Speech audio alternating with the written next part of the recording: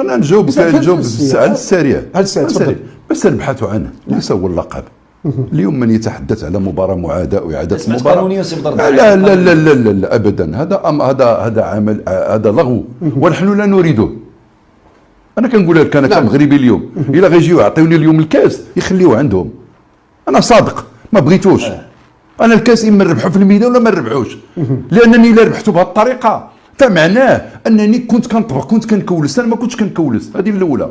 ثانيا لنعرف ان المباراه جرت امام انظار من؟ شكون اللي كان جالس حدا موتسيبي؟ كان جالس انفانتينو رئيس الفيفا. واليوم ما خصناش نفصلوا في كره القدم ما بين مؤسسه ومؤسسه. مؤسسه تلقى بحال اللي كيعرفوني وكنعرفوا جميعا تابعه للفيفا.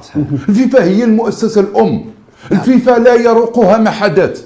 لذلك كنقول لك اليوم حنا نبحث على كرامه افريقيا. كرامه افريقيا ازهقت، كرامه صوره افريقيا شوهت، باش نكونوا واضحين. واللي شوهوها معروفين، ماشي فقط بابتياو. التشويه ديال الصوره الافريقيه بدا من بدايه البطوله الى غايه نهايتها، وانا غادي نجي معاك. انا غنكون منفعل هنا لان هذه النقطه ما خصناش نسكتوا عليها. ما يمكنش المغرب يعمل كل شيء هادشي اللي يعمل باش ينصع الصوره، يجمل الصوره ديال افريقيا، يعطي لافريقيا بطوله تليق بمستقبلها بتطلعاتها.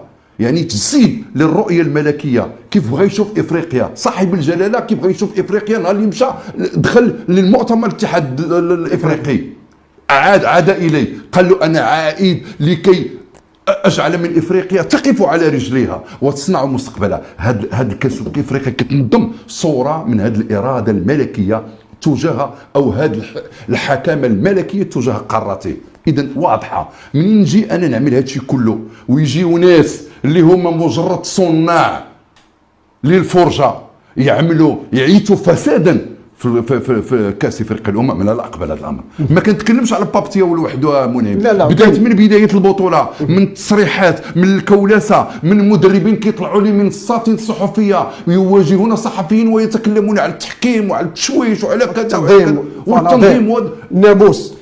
شوف اذا